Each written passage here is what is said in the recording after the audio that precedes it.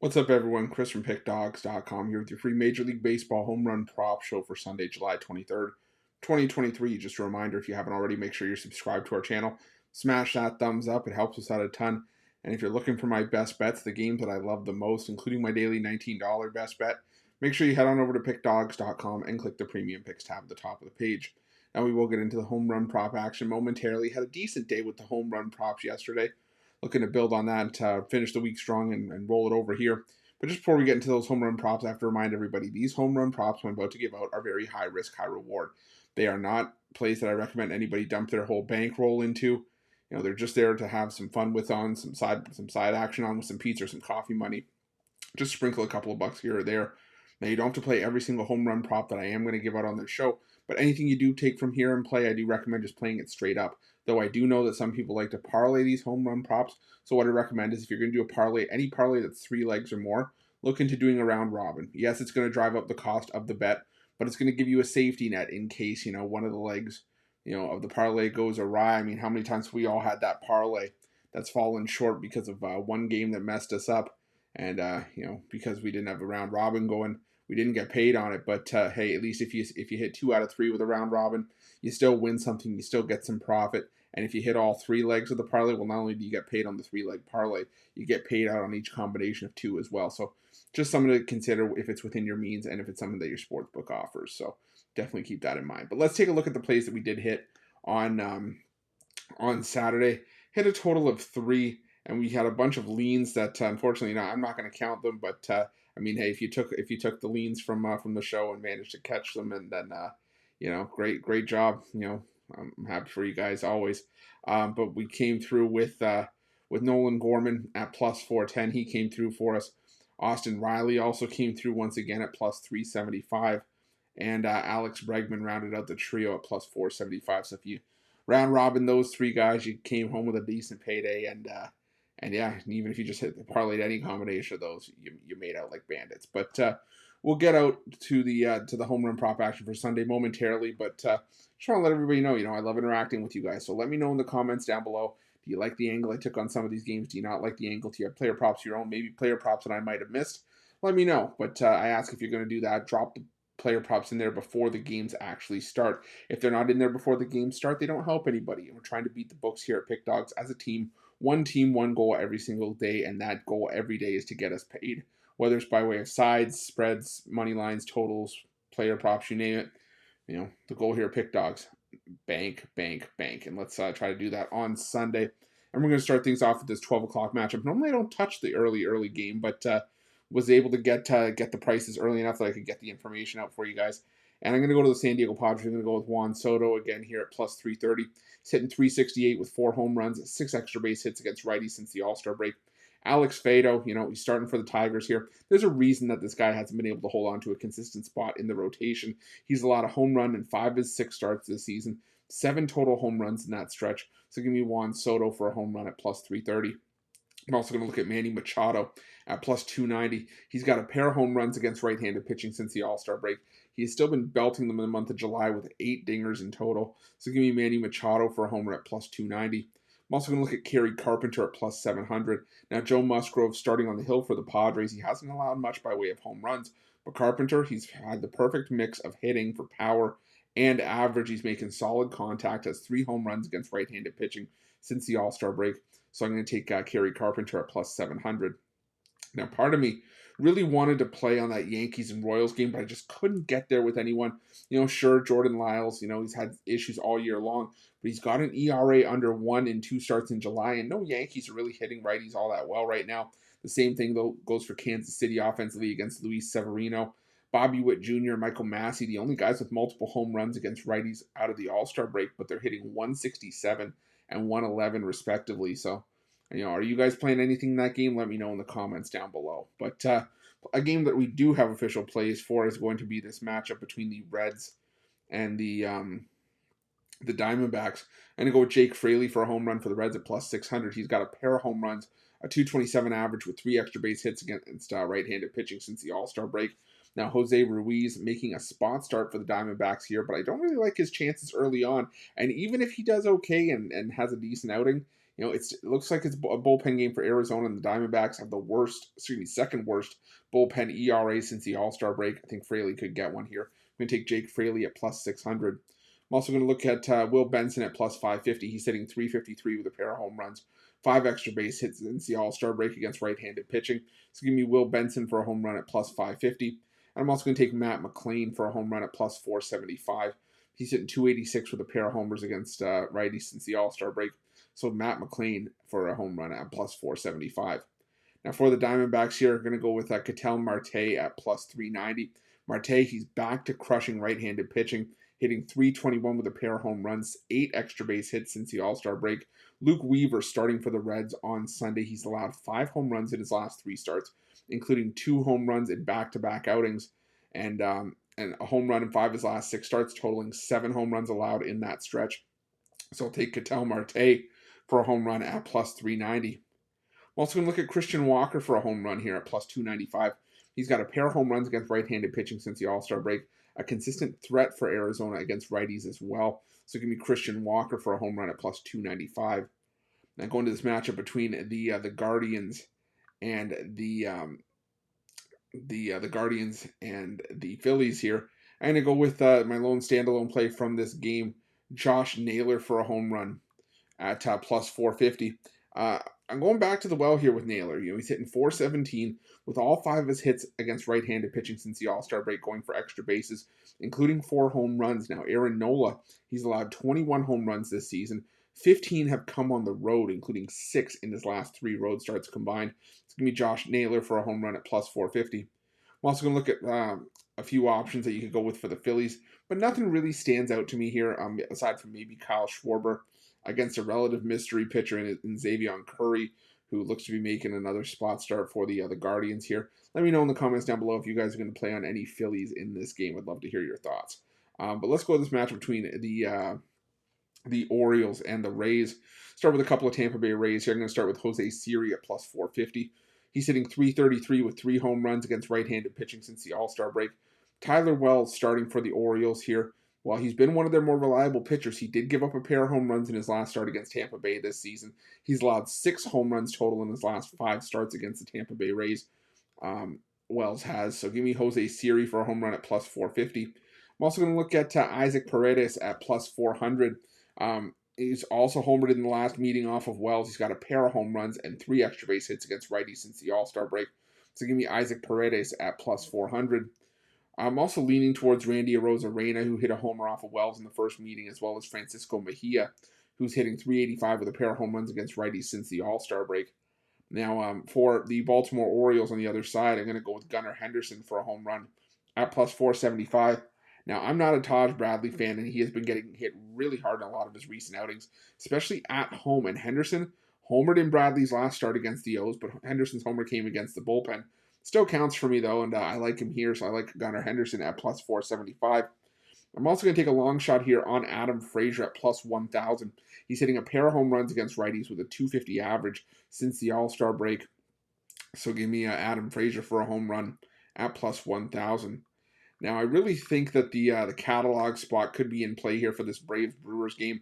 Bryce Elder, he's allowed 14 home runs in his last 2 starts, including 3 home runs, while Julio Teheran has allowed 17 runs in his last 3 starts with 5 home runs. Could probably do a show on that one game alone, but I'm going to try to break it down just for a couple here. But again, I could probably be talked into any Brave and maybe a couple Brewers as well here. The ones that I am going to go with for Atlanta, Austin Riley at plus 320. Homered in 5 straight games. He's got 6 home runs against righties since the All-Star break. And gets that favorable matchup against Teheran, like I mentioned. Now, Riley, hot to begin with, but the matchup only makes it better here. I'm going to take Austin Riley for a home run at plus 320. Also going to look at Matt Olson for the Braves at plus 205. Maybe a bit of a parlay piece here for Olson, but hey, I'm not going to sneeze at plus 205. It still comes back for us to profit. But the Major League leader in home runs doesn't usually stay down for long when he is down. I like his chances against Teheran as well, with a pair of home runs versus right-handed pitching since the All-Star break. So give me Matt Olson at plus 205. I'm also looking at Ronald Acuna Jr. and Orlando Arcia as well in that game. Lone standalone play for the Brewers. I'm going to go Christian Yelich at plus 450. He's got a pair of home runs, 5 extra base hits against right-handed pitching since the All-Star break. Bryce Elder, I think, is headed for some serious regression sooner rather than later. I think Yelich could deliver some of that here. So give me Christian Yelich for a home run at plus 450. And going to this matchup between the Twins and the White Sox, I'm going to start things off with Max Kepler at plus 425. I'm going back to Kepler here. He's got a pair of home runs since the All-Star break against right-handed pitching, but in his career against Chicago's Lucas Giolito, Kepler is hitting 282 with 4 extra base hits, including 3 home runs. Giolito, he has allowed a home run in 6 of his last 7 starts, 9 home runs total in that stretch, and his road ERA is almost 2.5 times higher than his home ERA this season. So give me Max Kepler for a home run at plus 425. I'm also going to look at Carlos Correa at plus 350. He's got a pair of career home runs off of Lucas Giolito, hitting 240 with a home run and 3 extra base hits since the All-Star break against right-handed pitching. So give me Carlos Correa at plus 350. Also going to look at Edouard Julien once again at plus 550. He's still on fire. He didn't come through for us on Saturday, but he's still hitting well above 600 since the All-Star break with a pair of home runs. Still going to stick on him here as long as we're getting these prices. Maybe I'll have to jump off in a couple of games if he still doesn't come through. But for right now, I'm taking a shot on the value at plus 550. Also leaning towards Byron Buxton, Joey Gallo, and Alex Kirilloff as well for the Twins. But before we get into our last few home run props, I want to remind everybody, obviously the purpose of this home run prop show is to put some cash in your pockets by way of home run prop winners. But, as you can see with the graphics, it's also to benefit and show you guys, what the benefits are from using the home run prop, the player props, the betting tools at Pickdawgz and Sports Chat Plays. The betting tools, they show you the player prop. They show you how often the player prop hits, whether it's a 5-game sample size, 10-game size, or even all games this season. And it shows you which sportsbook is giving you the best possible price. Now, the nice thing is if you don't have an account with the book that's giving you the best price, you click on that price, you head to that sportsbook's website, you join up, you get a sportsbook bonus offer on us, and you also get to play that best possible price while adding to the advantage that you have over the books, which is your ability to shop lines. They can't take that away from you, find the best possible number. And there's other betting tools there, and depending on your betting style, there's probably something for everybody. I mean, there's streaks. If you like betting hot and cold streaks, there's a streaks tool. There's multiple parlay builders if you're a parlay bettor. Profitable teams, profitable angles, profitable underdogs. The list goes on and on. I think with everyone just having a different betting style, rather than have me sit here and explain it and just ramble on for an hour, it's best if you guys just go over to pickdawgz.com, sportschatplays.com, and check out those betting tools for yourselves. I promise you won't regret it. But let's get back into the home run prop action for Sunday's action. Now, I really wanted to make some plays on the Cubs here against Jordan Montgomery. Montgomery really struggled in his last start against the Cubs, giving up 6 runs and a pair of home runs on May 10th. But I couldn't really get there with anything strong enough. I was leaning towards Cody Bellinger and Ian Happ, as they've been 2 of the hotter bats for the Cubs against lefties out of the break. Patrick Wisdom and Yan Gomes homered off of Montgomery in that first meeting. So let me know if you guys are playing on any Cubs in that game. But I am going to play on a couple of Cardinals here. And I'm going to go to, first off, Nolan Gorman. Back to the well with Gorman here at plus 330. He homered off at Taillon in Taillon's first start against the Cards this season. Also homered on Saturday, like I said, and I really like his chances to go back-to-back games with a dinger here.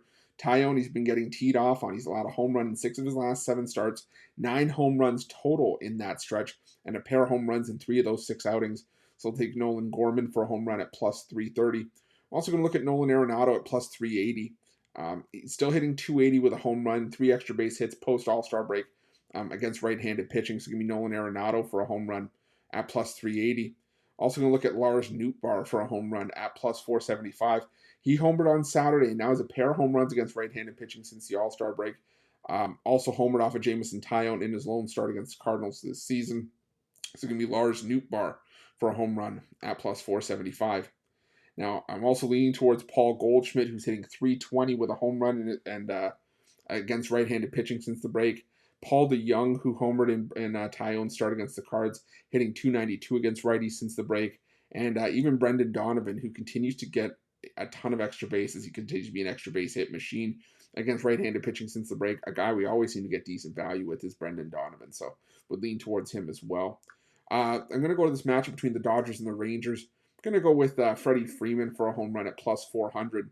He's my most trusted bat for the Dodgers against left-handed pitching, hitting 333 with a pair of homers, 4 extra base hits in July against lefties. Martin Perez has had his issues at home. He's also allowed a home run in 5 of his last 6 starts, 7 home runs total in that 6-start stretch. So give me Freddie Freeman for a home run at plus 400. I'm also going to look at Mookie Betts for a home run at plus 300. He's hitting 250 with a pair of home runs against lefties in the month of July. It's going to be Mookie Betts for a home run at plus 300. Now, I really want to play on some Rangers here against Emmett Sheehan, the Dodgers rookie. He's been giving up some hard contact, and he's allowed 4 homers in his last 4 starts. I was thinking about Nate Lowe for the Rangers, a lefty bat who's hitting well right now across the board, and 3 of Sheehan's 4 home runs allowed this season have come against lefty bats. I think guys like Jonah Heim and Adolis Garcia are in play too, especially with the slack having to be picked up without Corey Seager for the next little bit. He's on the injured list now, so just my thoughts on that one. But go back to the matchup between the Pirates and the Angels. A couple plays here. I'm going to go with Old Faithful. I'm going to go with Shohei Ohtani for a home run at plus 295. Ohtani's still a beast. You know, he's hitting almost 500 with 3 home runs since the All-Star break against right-handed pitching. Mitch Keller hasn't been terrible lately, but he did just give up 2 home runs to Cleveland, 8 runs total in his last start. I think Ohtani could tag Keller here, so give me Shohei Ohtani at plus 295. I'm also going to look at Mike Moustakas for a home run at plus 475. He has 3 home runs since the All-Star break against right-handed pitching. Lean towards Mickey Moniak as well, but I think the official play here will be for Mike Moustakas at plus 475. Now, the last play on the board for me today, just going to be a standalone play from this Blue Jays-Mariners game. I'm going to go with Brandon Belt for a home run at plus 400. May not be the first name you would think of, but there is a reasoning behind this. There's just not much that I love in the later slate of games, whether it's any of the afternoon baseball or even Sunday night baseball. But this, for me, is just a pure splits play. Brian Wu starting for Seattle here. He has allowed 6 home runs this season. All 6 home runs that Wu has allowed have come against left-handed bats, and Belt has been the best lefty bat the Jays have had since the All-Star break, hitting .313 against right-handed pitching since the break. Always capable of catching a home run here, and I think plus 400.